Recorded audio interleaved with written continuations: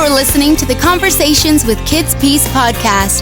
Advice, information, and inspiration from experts at the leading provider of mental and behavioral health services for children, adults, and those who love them. Now, here's your host.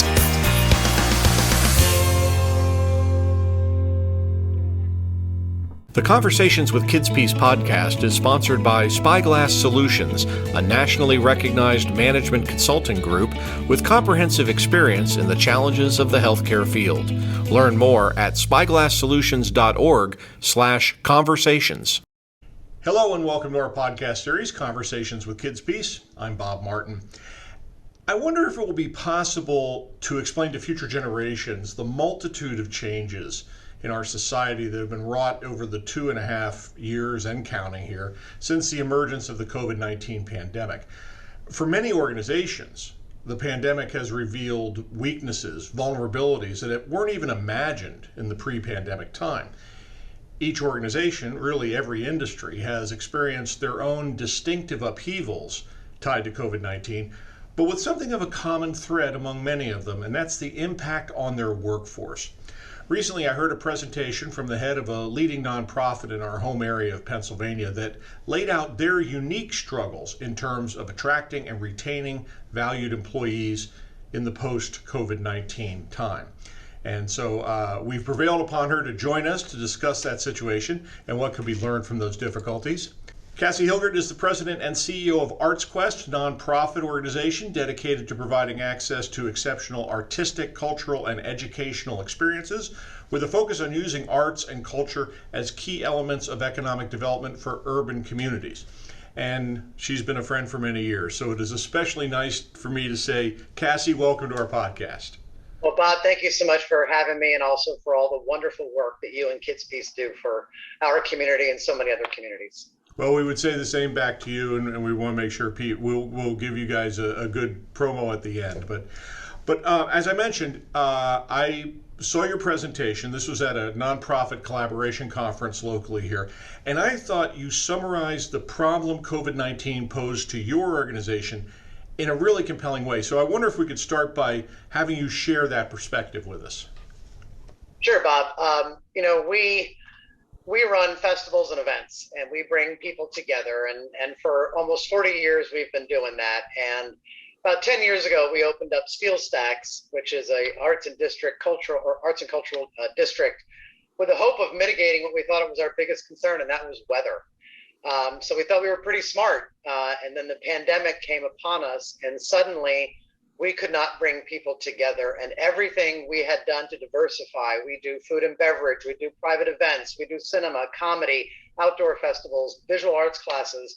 We thought diversifying was our greatest strength, when in fact we realized there was a very similar thread among all that diversification, and that was bringing people together, and we couldn't do that again, and that was a terrifying prospect. Obviously, there's lots of ways you just mentioned, how the sort of all the facets that an organization like yours would be affected by the pandemic. One of the most intriguing conundrums you presented during this presentation for me was the impact on your employees from an emotional and psychological basis. So to talk about that, I wonder if you could begin by kind of explaining who are the type of people who are attracted to working in your field? What are their motivations? I would say in general, our staff, the people I work with, are curious by nature. They look at things and wonder how they work. They're driven by deadlines. When you put on 4,000 camps, classes, and concerts a year, you got a lot of deadlines, and you need to be motivated by that and be very accountable. Because you can't hide when you have a deadline and you're putting on a concert. That is difficult to cover up if it doesn't go well or if we don't get everything done.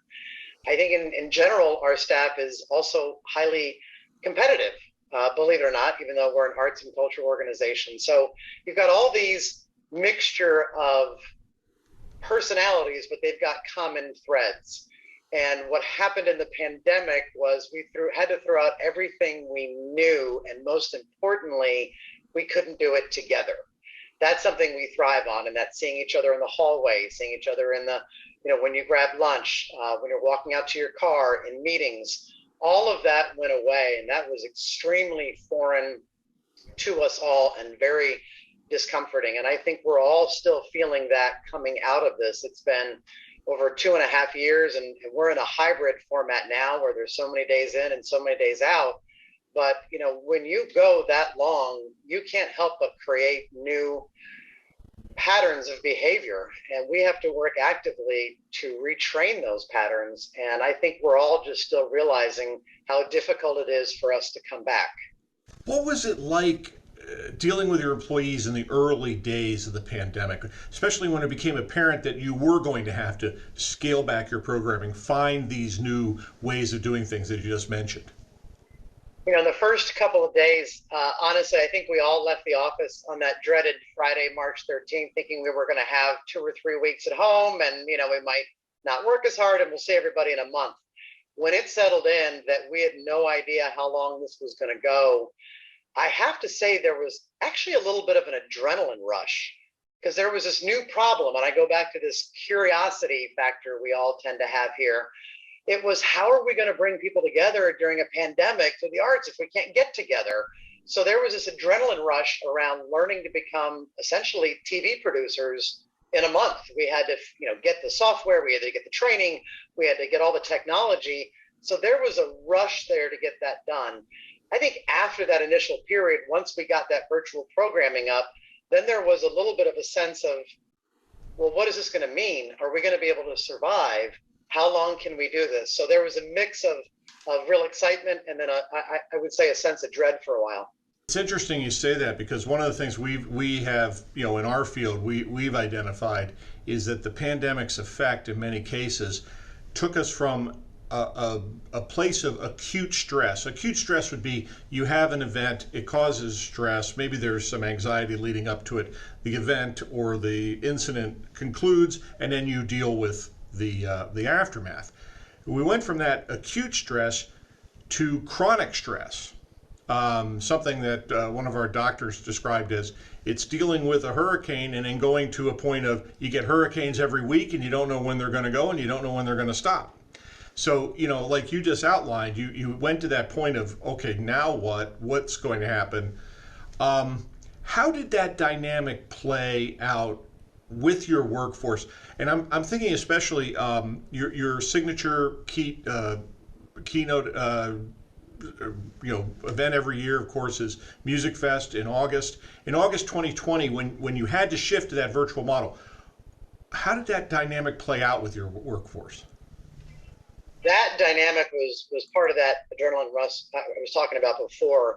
That actually was a time we all were coming together because we know how the Music Fest machine works. And when it got thrown upside down, I think it was a new, exciting challenge for us. We had such a great partner in Service Electric who did the broadcast, and that was an exciting time actually for our staff. It was after that we were looking at having to do that for Oktoberfest and Chris Kindlemart and visual arts classes and having to think, can we do this for 22 months? Can we do this for 3 years? We had no idea how long that was going to be. And I think you hit the nail on the head, Bob. The chronic stress, I think we're still feeling to some standpoint because that's very much out of our control. We're comfortable, not excited, but comfortable with not having control over the weather, but we kind of know what to do with that because we've always had to deal with it.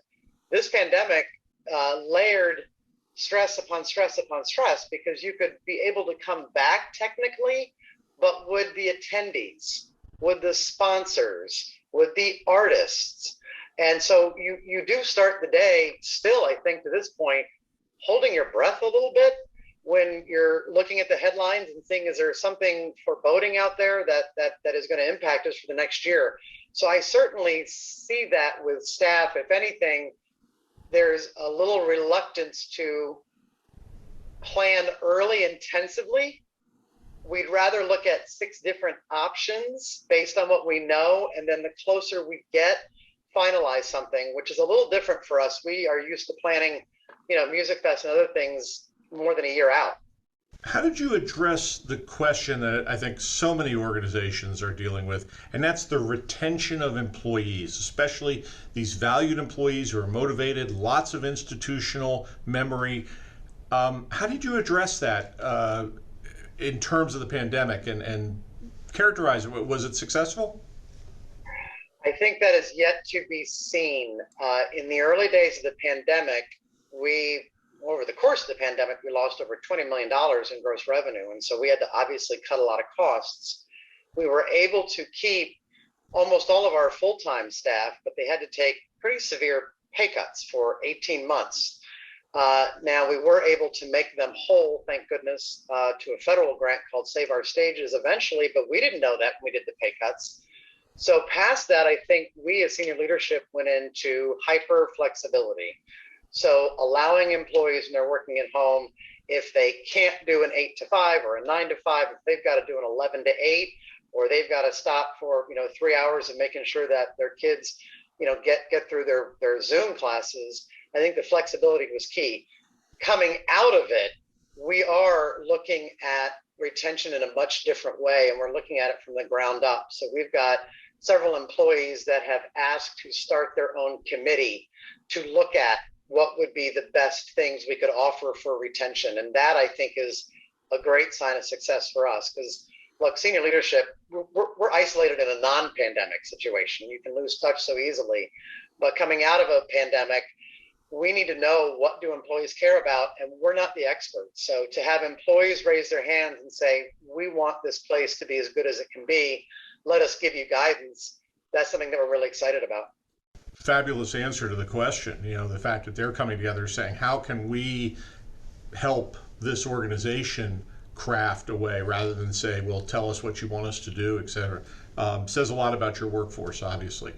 And that leads us kind of to my almost ultimate question, which is, for you, leader of your organization, what in your mind is the most important takeaway from the experience? And I know we're talking about fixing the car while we're driving it down the highway, but I'm just wondering, from the standpoint of the relationship that you have with your workforce, what is that learning? What is that most important takeaway you feel you're going to keep in mind?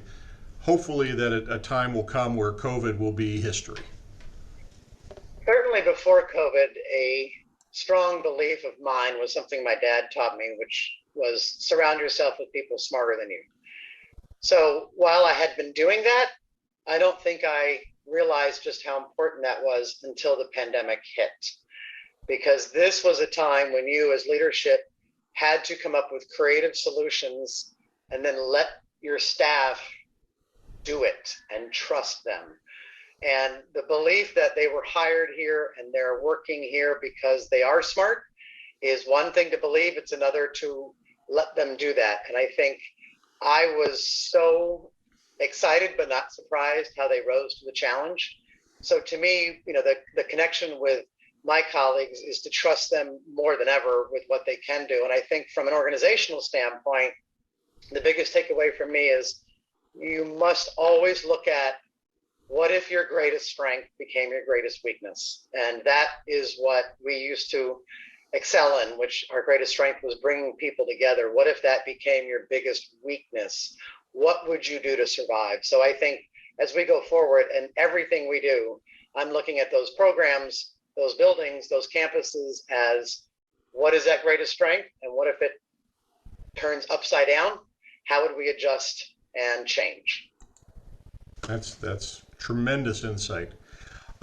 Cassie, we ask each of our guests on the podcast for a life hack. This could be your favorite saying, an inspirational quote that you remember. Maybe it's just how to do something around the office or the house a little bit better. So what's your life hack for us today? My life hack is, there is no telling how far anyone can go if they don't care who gets the credit. Something that I was raised with and I strongly believe in, that if you work towards a common goal and you're less worried about pounding your chest, you're going to get a heck of a lot more done. Well said. Thank you. Cassie Hilgert is president and CEO of Arts Quest, which, among a boatload of great things, stages the annual August Festival Music Fest in Bethlehem, Pennsylvania. If I'm correct by my research, twice voted the best music festival in America. And you will be back live and in person in 2022. For more information about that and other offerings, visit artsquest.org. My friend, always a pleasure. Thank you for taking the time to talk with us. So good to see you, my friend Bob. Take care. All right. Thank you all for joining us as well. We hope that you'll join us again for more conversations with KidsPeace. Until then, take care.